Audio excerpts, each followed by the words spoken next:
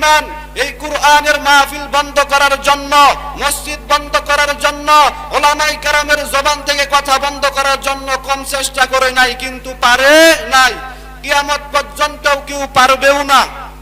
ভারতের জমিনের মধ্যে ব্রিটিশ বেঈমানেরা চিন্তা করলেন, নীল নকশা তৈরি করলেন, ভারতের জমিনের মধ্যে কোরআন রাখবে না, ভারতের জমিনের মধ্যে মাদ্রাসা রাখবে না, ভারতের জমিনের মধ্যে মসজিদ রাখবে না। আলেমদেরকে ধরে ধরে জবাই করে করে লাশগুলো গাছের মধ্যে টানায় দিলেন, আলেমদেরকে ধরে ধরে এরপরে আগুন দিয়া পুড়ায় দিলেন, সমস্ত মাদ্রাসাগুলো আগুন দিয়া পুড়ায় দিলেন, সমস্ত কোরআনগুলো আগুন দিয়া পুড়ায় দিল। আমার আল্লাহ কয়, এই কোরআন আমি নাজিল করেছি, এই কোরআন সংরক্ষণ এবং হেফাজত করার মালিকও আমি আল্লাহ। কথা বলেন ঠিক কিনা? ভারতের জমিনের মধ্যে ওরা কোরআন রাখবে না, আমার আল্লাহ কয় ভারতের জমিনের মধ্যে আমি কোরআন প্রতিষ্ঠিত করব। বলেন ঠিক কিনা? আর সারা দুনিয়ার মধ্যে যতগুলা কওমি মাদ্রাসা আছে, সমস্ত মাদ্রাসার মূল হাউস দেওবন্দ ভারতের মধ্যে। কথা বলেন ঠিক কিনা? কাসেম নানতবী রাতের বেলা ঘুমাইতেছে, ঘুমের মধ্যে স্বপ্ন দেখে মদিনার নবী হাজির, ডেকে ডেকে বলে রে কাসেম, আমি মদিনার নবী, আঙ্গুল দিয়া রেখা টেনে গেলাম, ডাক দিয়া গেলাম, এই রেখার ভিতরে ঘর বানাও, মাদ্রাসা বানাও। কাসেম নানতবী ঘুম থেকে উঠা তাকাইয়া দেখে ঘুমের ঘরে স্বপ্নের যুগে মদিনার নবী আঙ্গুল দিয়া রেখা টেনে গেলেন, দাগ দিয়া গেলেন, সেই দাগ মাটির উপরে স্পষ্ট ভাবে দেখা যায়। বাংলাদেশের মধ্যেও কিছু কিছু নাস্তিক রাম বাম কুরআনের বিরুদ্ধে কথা বলে, আলেমের বিরুদ্ধে কথা বলে, মসজিদ মাদ্রাসার বিরুদ্ধে কথা বলে। আমি তাদেরকে বলতে চাই, যাদের কাছে আলেম পছন্দ হয় না, মসজিদ মাদ্রাসা পছন্দ হয় না, তাহলে মরণের আগে সন্তানকে ওসিয়ত করে যাবি যে আমি মারা যাওয়ার পরে আমার জানাজার যেন কোনো হুজুর না পড়ায়, আমাকে কুত্তার মতো মাটি দিবি। কথা বলেন ঠিক কিনা? আজ আলেমদেরকে জঙ্গি বলে গালি দেওয়া হয়, আলেমদেরকে সন্ত্রাসী বলে গালি দেওয়া হয়। কথা বলেন ঠিক কিনা? সত্যের পথে গান গাই বলে আমি বিদ্রোহী, সত্যের পথে ডাকি বলে আমি বিপ্লবী, কোরআনের কথা বলি তাই বলে আমাকে মৌলবাদী, জিহাদের কথা বলি তাই বলে আমাকে জঙ্গিবাদী। আমি বিদ্রোহী, বিপ্লবী, মৌলবাদী, কেন জঙ্গিবাদী?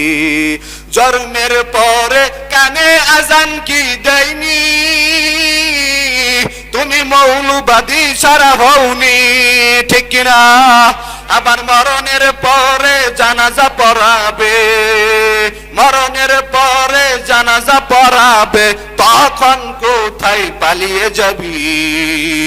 আমি বিদ্রোহী, বিপ্লবী, মৌলবাদী, কেন জঙ্গিবাদী? আমি বিদ্রোহী, বিপ্লবী, মৌলবাদী, কেন জঙ্গিবাদী? এরে নবীর উম্মতের দল, আমার আল্লাহ তাআলা বলেন, আফাহাসিবতুম আন্নামা খালাকনাকুম আবাসাও ওয়া আন্নাকুম ইলাইনা লা তুরজাউন। আল্লাহ তাআলা বলে, এর মানুষ, তোমরা কি ধারণা করেছো নাকি আমি আল্লাহ তোমাদের দুনিয়ার জমিনের মধ্যে এমনি এমনি পাঠাইছি? তোমরা কি ধারণা করেছো আমি আল্লাহ তোমাদের দুনিয়ার মধ্যে এমনি এমনি পাঠাইছি?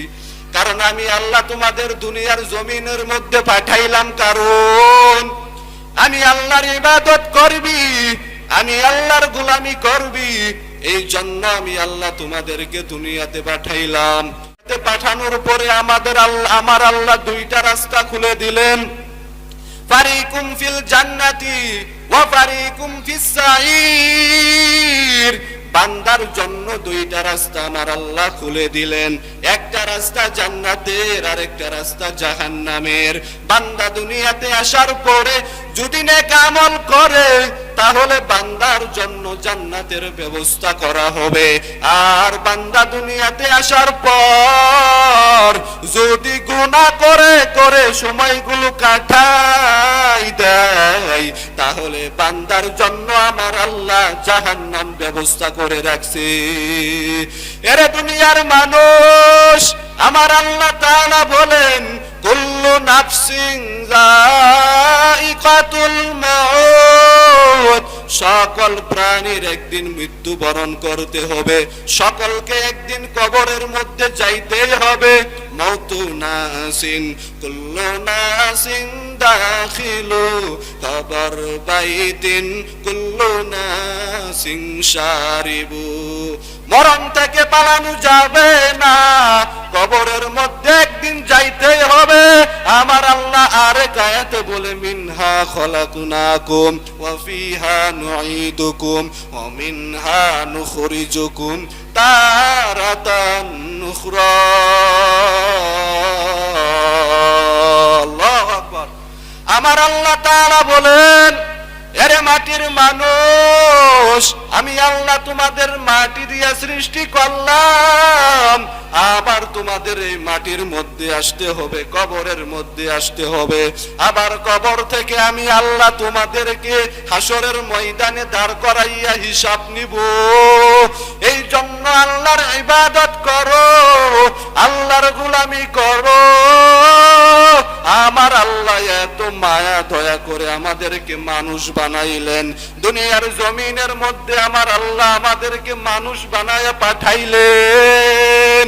আমার আল্লাহ এত মায়া দয়া করলেন, আমার আল্লাহ ইচ্ছা করলে আমাকে অন্য অন্য মাখলুক বানাইতে পারতেন, কারণ আমার আল্লাহ দুনিয়ার মধ্যে হাজার হাজার লাখ মাখলুক সৃষ্টি করেছে। সব মাখলুকের চাইতেও সব মাখলুকের মধ্যে আমার আল্লাহ মানুষদেরকে শ্রেষ্ঠতা দান করলেন। বলেন সুবহানাল্লাহ। আল্লাহ পাক রব্বুল আলামিন আমাদেরকে শুধু মানুষ বানায় এখানেই শেষ করে নাই। আল্লাহ পাক রব্বুল আলামিন আমাদেরকে মানুষ বানানোর পরে মুসলমানের ঘরে পাঠাইলেন। আমার আল্লাহ ইচ্ছা করলে খ্রিস্টানদের ঘরে পাঠাইতে পারতেন, আমার আল্লাহ ইচ্ছা করলে বৌদ্ধদের ঘরে পাঠাইতে পারতেন, হিন্দুদের ধর্মে পাঠাইতে পারতেন, কিন্তু আমার আল্লাহ মায়া দয়া করে মুসলমানের ঘরে পাঠাইলেন। মুসলমানের ঘরে পাঠানোর পরে আমাদেরকে আল্লাহ আরো দামি বানায় দিলেন। শুধু মুসলমান বানাই নাই, আমার আল্লাহ দুনিয়ার জমিনের মধ্যে হাজার হাজার পয়গম্বর পাঠাইলেন, নবী পাঠাইলেন। আমার আল্লাহ ইচ্ছা করলে মূসা নবীর উম্মত বানাইতে পারতেন, ঈসা নবীর উম্মত বানাইতে পারতেন, অন্য অন্য নবীর উম্মত বানাইতে পারতেন, কিন্তু আপনাকে আমাকে আল্লাহ পাক মায়া দয়া করে আখিরি নবীর উম্মত বানাইয়া দুনিয়ার জমিনের মধ্যে পাঠাইলেন। আখিরি নবীর উম্মত বানাইয়া দুনিয়ার জমিনের মধ্যে পাঠাইয়া শেষ করে নাই। আমার আল্লাহ দুনিয়ার জমিনের মধ্যে যতগুলো আসমানি কিতাব নাজিল করলেন, তাওরাত, জাবুর, ইনজিল, কুরআন, সমস্ত দুনিয়ার কিতাবের মধ্যে আমার আল্লাহ আমার আল্লাহ কুরআনকে আমার আল্লাহ প্রথম হিসাবে ঘোষণা দিয়ে দিল। শ্রেষ্ঠ হিসাবে আল্লাহ পাক রব্বুল আলামিন কুরআনকে আল্লাহ পাক রব্বুল আলামিন সম্বোধন দিলেন। কেমন নবী, আমার মায়ার নবীর এত দাম। দুনিয়ার জমিনের মধ্যে যতগুলা পয়গম্বর পাঠাইলেন, নবী পাঠাইলেন, সমস্ত নবীকে আল্লাহ পাক রব্বুল আলামিন একটা করে দোয়া উপহার দিয়েছে।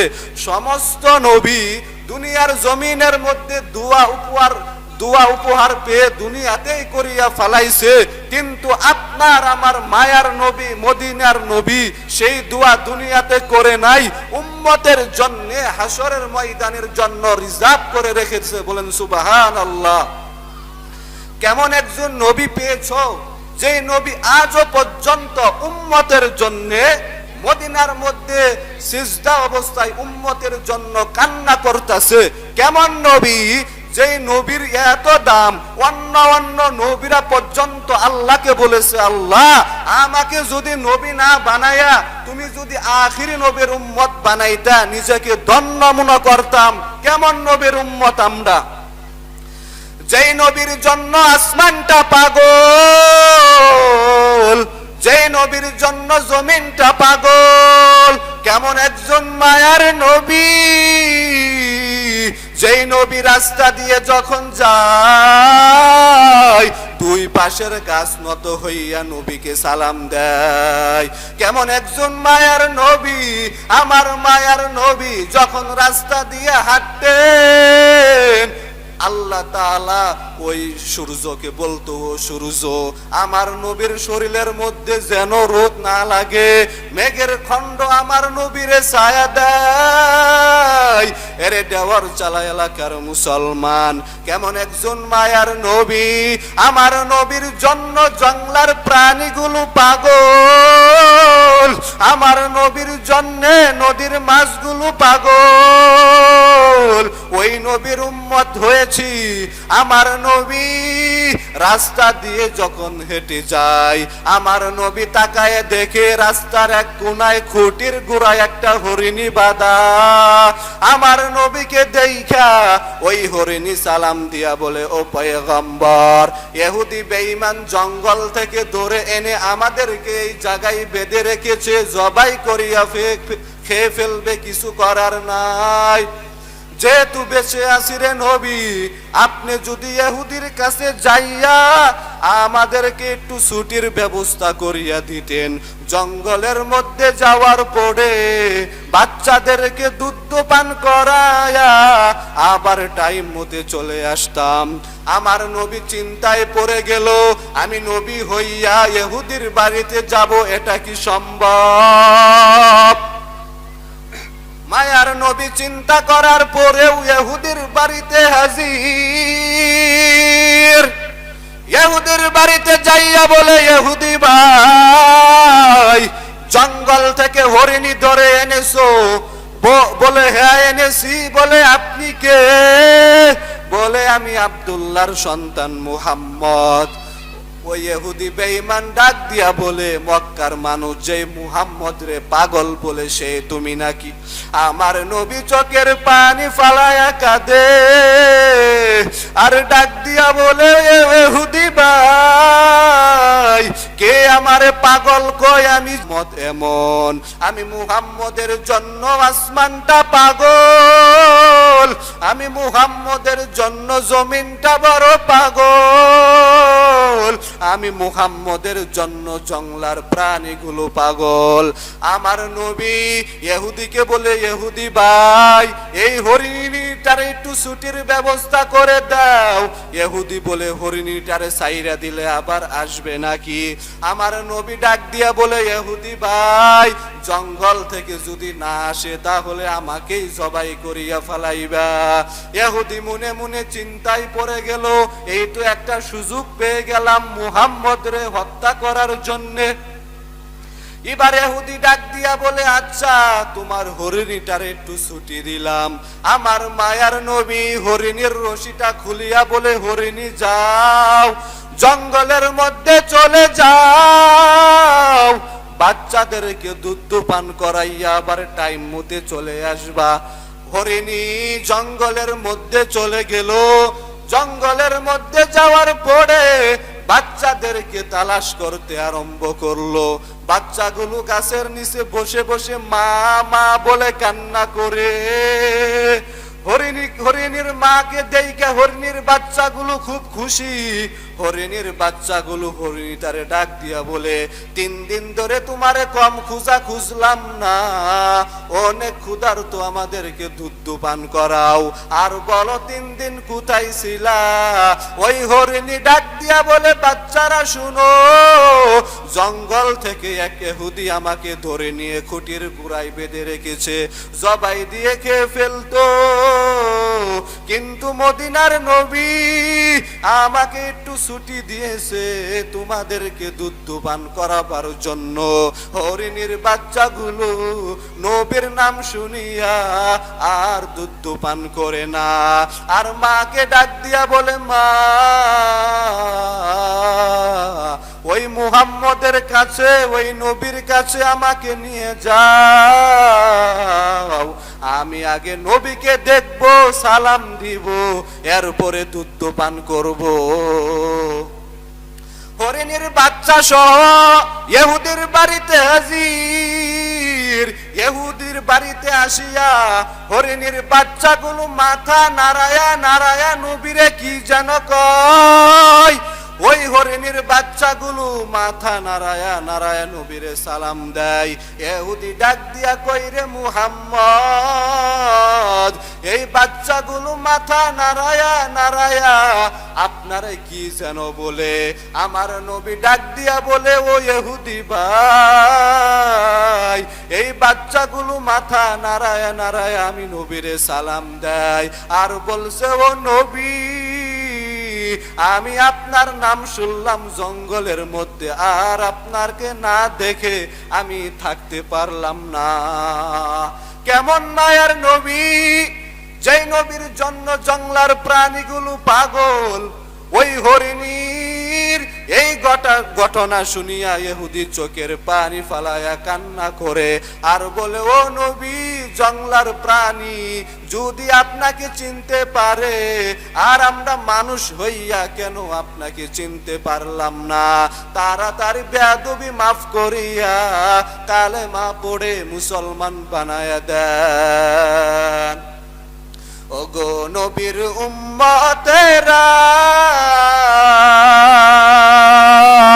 হয়ে আজি দিশেহারা,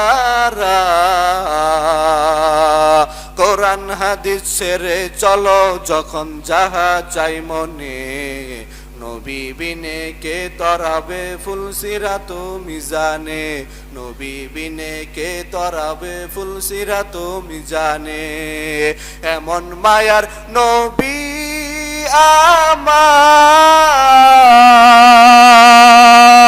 আমার, পিতা মাতা নাই যে তাহার, এমন মায়ার নবী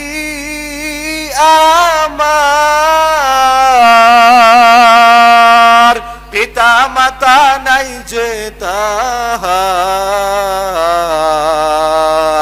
এর উপরেও কত কষ্ট দিল তাকে দুশ্মনে, নবী বিনে কে তরাবে ফুলসিরাত মিজানে, নবী বিনে কে তরাবে ফুলসিরাত মিজানে। ওই নবীর জন্য মায়া কি লাগে না, কেমনে আবার দুঃখ দেওয়াবার। নবীর জন্য মায়া কি লাগে না, কেমনে আবার দুঃখ দেওয়াবার। দরুদ পর স্মরণ কর প্রথম গাঠি কাফনে, নবী বিনে কে তরাবে ফুলসিরাত মিজানে। ওই নবীর জন্য সারা দুনিয়ার আসমান জমিন পাগল, আমার নবীর জন্য গর্তের পিপিলিকা পাগল। গর্তের পিপিলিকা আল্লাহর কাছে আরজি পেশ করে আর বলে, আল্লাহ, আমাকে তুমি একবার মক্কা মদিনা দেখাইয়া দাও, আমি মক্কা মদিনা দেখতে চাই। আল্লাহর কাছে আরজি পেশ করে আমার আল্লাহ বলে, ও কবুতর, যাও যাও অমুক গর্তে চলে যাও, তোমার পায়ে করে মক্কা মদিনা দেখাইয়া দাও। গর্তের পিপিলিকা নবীর জন্য বড় পাগল, আমরা ওই নবীর উম্মত। আমি আপনি তো নবীর জন্য পাগল হইতে পারলাম না। ওই মদিনা এত সুন্দর সুন্দর, মদিনা যাওয়ার জন্য কি মনটা কাঁদে না? মদিনার যাওয়ার জন্য আল্লাহর কাছে দোয়া করো, আল্লাহ মরণের আগ পর্যন্ত একবার হলেও আমাকে মক্কা মদিনা দেখায়ো। মদিনার নাম কত সুন্দর,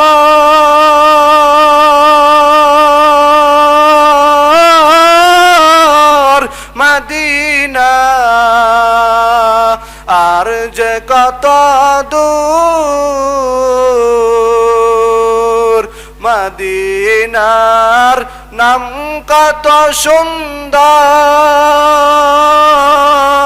মদিনা আর যে কত দূর। ওই মদিনার পথের ধুলি আমি মাখতে পারলাম না, মদিনা যাইতে পারলাম না, মদিনা দেখতে পারলাম না। মদিনা আর যে কত দূর,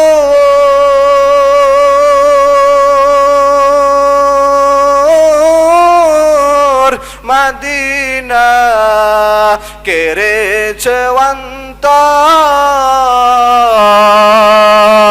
পাখির নাই ডানা থাকিলে উড়ে যেতাম, মদিনা যাইতে পারলাম না, মদিনা দেখতে পারলাম না। আমি অসহায় তাই এত দূরে রই, আমি অসহায় তাই এত দূরে রই, শুধু সালাম জানাই, মদিনা যাইতে পারলাম না। আরবে রই প্রবাল হাওয়া, পশ্চিমে করেছো দাওয়া। আরবে রই প্রবাল হাওয়া, পশ্চিমে করেছো দাওয়া। ওই মদিনার পথের ধুলি আমি মাখতে পারলাম না, মদিনা যাইতে পারলাম না, মদিনা দেখতে পারলাম না।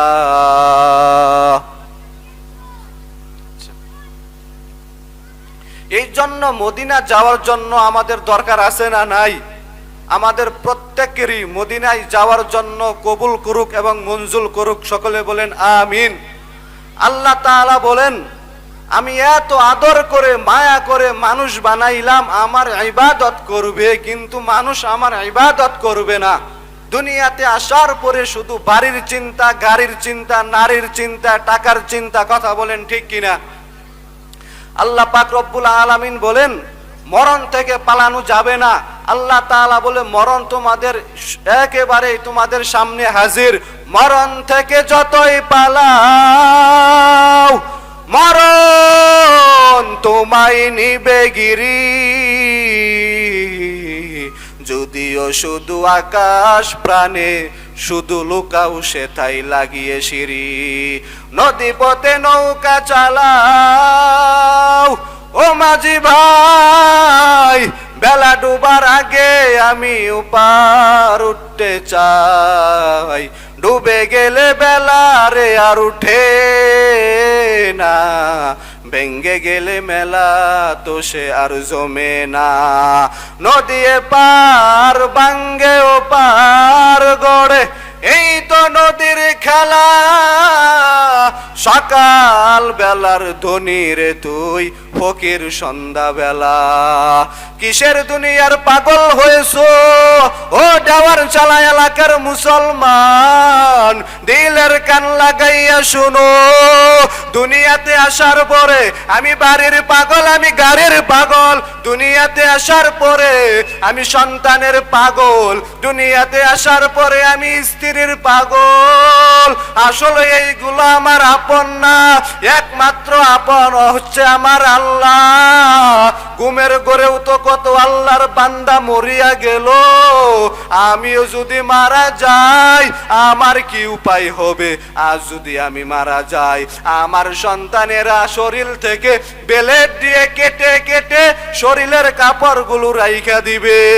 কেউ যাবে বাঁশ বাগানে বাঁশগুলো কাটার জন্যে, কেউ যাবে বড়ই পাতার গরম পানি করার জন্যে, কেউ যাবে বাজারের মধ্যে সাদা কাপনের কাপড় কেনার জন্যে। এরে দুনিয়ার মুসলমান, দুনিয়াতে আল্লাহ তাআলা পাঠাইছেন আল্লাহর ইবাদত করার জন্যে। দুনিয়াতে আসার পরে যদি গুনাহ করো ওই কবরের আযাব কেমনে সহ্য করবা? আমার আল্লাহ বলে, ও বান্দা, ওই অন্ধকার কবরে কেউ নাই, ওই অন্ধকার কবরে ডানে মাটি বামে মাটি। দুনিয়ার জমিনের মধ্যে একটা মশার কামড় সহ্য করতে পারি না, ওই অন্ধকার কবরে মশারি কই পাইবা? ওই অন্ধকার কবরে তো কেউ নাই। ওই অন্ধকার কবরে শুয়াইয়া যখন সবাই চলে আসবে ওই কবরের মধ্যে আমার আল্লাহ দুইজন ফেরেশতা পাঠাইবে। বান্দাকে তিনটা প্রশ্ন করা হবে, রবের পরিচয় দাও, ধর্মের পরিচয় দাও, মদিনাওয়ালা নবীর পরিচয় দাও। বান্দা দুনিয়াতে জমিনের মধ্যে থাকাকালীন যদি রবের সাথে পরিচয় থাকে, বান্দা দুনিয়াতে আসার পরে যদি ইসলামের পথে চলে, বান্দা দুনিয়াতে আসার পরে যদি নবীর সুন্নাত গুলো মেনে মেনে চলে, ওই বান্দা তিনটার প্রশ্নের জবাব দিবে। ওই বান্দার কবরের মধ্যে জান্নাতের বিছানা বিছাইয়া দেওয়া হবে। আর যদি কবরের মধ্যে তিনটা প্রশ্নের জবাব দেওয়া, যদি তিনটা প্রশ্নের জবাব না দিতে পারো, আমার আল্লাহ অর্ডার করবে, ও ফেরেশতা, এই বান্দার কবর থেকে জাহান্নাম পর্যন্ত একটা রাস্তা করে দাও। জাহান্নাম পর্যন্ত রাস্তা করিয়া জাহান্নামের দরজা খুলে দাও। ওই অন্ধকার কবরে জাহান্নামের আগুন, ওই অন্ধকার কবরে একটা না দুইটা না 70 থেকে 99টা সাপ। আমার আল্লাহ অর্ডার করবে, এরে কবরের মাটি, এই বান্দার কবরে দুই পাশ থেকে এমন জোরে চাপ দাও, বান্দা দুনিয়াতে আমি আল্লাহ পাঠাইলাম। বান্দারে দুনিয়াতে পাঠানোর পরে আমি আল্লাহর দেওয়া আসমান, আমি আল্লাহর দেওয়া জমিন, আমি আল্লাহর দেওয়া চাঁদের আলো, আমি আল্লাহর দেওয়া সূর্যের আলো সব কিছু বুক করেছে। আমি আল্লাহর হুকুম মতে চলে নাই। বান্দার কবরের মধ্যে আগুন জ্বলাইয়া দাও। শুধু কবর না, জমিন থেকে 9 কোটি 30 লক্ষ মাইল উপরে সূর্য, ওখান থেকে দুনিয়ার জমিনের মধ্যে তাপ দেয়। এরপরে এত ঘাম এত গরম, ফ্যানের বাতাসেও ঠান্ডা হয় না। কিন্তু হাসরের ময়দানে কি উপায় হবে? হাসরের ময়দানে সূর্য মাথার কিনারায় চলে আসবে। আমার আল্লাহ অর্ডার করবে, এরে সূর্য, তোর যত তাপ আছে হাসরের ময়দানে ছেড়ে দে। ওই সূর্যের তাপে হাসরের ময়দানটা হয়ে যাবে তামা। হাসরের ময়দান বড় কঠিন। হাসরের ময়দানে নবীরা পর্যন্ত কান্না করবে। ইব্রাহিম নবী কান্না করবে নাফসি নাফসি বলিয়া, ঈসা নবী কান্না করবে, ইউসুফ নবী কান্না করবে, সমস্ত নবীরা পর্যন্ত কান্না করবে। সেদিন ভাই ভাইয়ের পরিচয় দিবে না। ইয়াউমা ইয়াফিরুল মারউ মিন আখি ওয়া উম্মিহি ওয়া আবি। সেদিন ভাই ভাইয়ের পরিচয় দিবে না, মা সন্তানের পরিচয় দিবে না, বাবা সন্তানের পরিচয় দিবে না। হাসরের ময়দান বড় কঠিন। আমার আল্লাহ তাআলা একটা কহারিয়াতি রাগ দিয়া বলবে, লিমানিল মুলকুল ইয়াউম। আমার আল্লাহ তাআলার আওয়াজ আওয়াজে হাসরের ময়দানটা থর থর করে কেঁপে উঠবে। একদিকে জাহান্নামের আওয়াজ, জাহান্নাম চিল্লাইয়া চিল্লাইয়া বলবে হাল মিন মাজিদ, ও আল্লাহ গুনাহগার গুলো কই, তাড়াতাড়ি আমার পেটে দাও, আমি আর সহ্য করতে পারি না। আমার আল্লাহ অর্ডার করবে, ও জাহান্নাম একটু অপেক্ষা কর, আমি আল্লাহ বিচার শেষ করার পরে জাহান্নাম গুলো তোকেই দিয়ে দিব। জাহান্নাম অপেক্ষা করতে চাই না, জাহান্নাম শুধু সামন দিকে আগায়। এই অবস্থা দেইখা আমার আল্লাহ অর্ডার করবে, ও ফেরেশতা এই জাহান্নামকে 70,000 শিকল লাগায়া পিছনে ধরে রাখো, কারণ জাহান্নাম যেইভাবে সামন দিকে আগায় একটা বান্দাকে ছাড় দিবে না। ওই জাহান্নামকে 70,000 শিকল লাগাইয়া পিছনে ধরে রাখবে। 70,000 শিকল গুলো সিরিয়া জাহান্নাম শুধু সামন দিকে আগায়। এই অবস্থা দেখিয়া আমার আপনার মায়ার নবী এমন একটা দৌড় দিয়া মাকাবে মাহমুদে চলে যাবে। ওই জায়গায় যাওয়ার পরে সেজদা দিয়া কান্না করবে, উম্মতি উম্মতি, ও আল্লাহ তুমি আমার উম্মত গুলো বাঁচাও, জাহান্নামকে বাঁচাও। আমার আল্লাহ বলবে, ও নবী আপনি আজকে কাঁদবেন না, কারণ দুনিয়াতে আপনারে কম কাদাই নাই। দুনিয়ার জমিনের মধ্যে আপনাকে মা হারা বাবা হারা বানাইয়া কাদাইলাম, আজ আপনি কাঁদবেন না রে নবী, আপনার উম্মত গুলো আমি জাহান্নামে দিব না। আমার আল্লাহ জাহান্নামকে তখন পানি দিয়া ঠান্ডা করবে। এই জন্য আল্লাহ তাআলা আমাদেরকে দুনিয়ার মধ্যে নেক আমল করে কবরের মধ্যে যাওয়ার তৌফিক দান করুক। সকলেই বলেন আমিন। অনেক দূর থেকে ওলামায়ে কেরামরা এসেছে বয়ান করবে, আমরা শেষ পর্যন্ত থাকবো তো ইনশাআল্লাহ। আল্লাহ তাআলা